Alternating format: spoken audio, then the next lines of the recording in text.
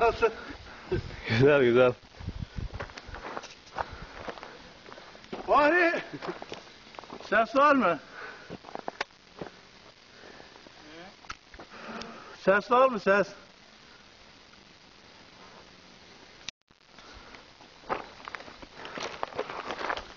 Yeter abi ya. Ha oğlum mermi nereye gitti? Abi yok. Düşmüş mü? Yok. Gel abi sakın.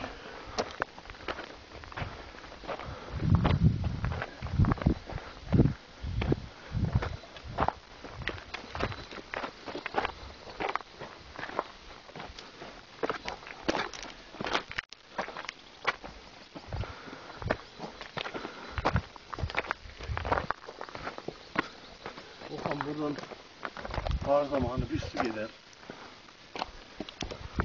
Yukarıdan aşağı güldür güldür der ya aşağı. Nasıl Çok. çağlıyor şimdi? Wow. Şuradan nasıl yani şelale gibi. Şurada çeşme olacak, şuraya oturacaksın ha. Odaklanmanın suyunu bilmiyor. Şöyle buraya çekeceğim. Ha. Çekseler var ya. Hiç oraya çıkmaya gerek yok. Burada daha iyi.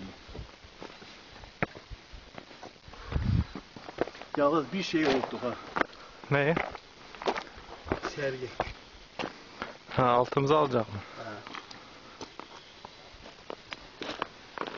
Bunu internete atabiliyor mu? Atarız ya. Kolay iş. O. Nedir? Ben de sen çek. Kayıtı durdurayım mı? Dur hangisinden başlayı göster.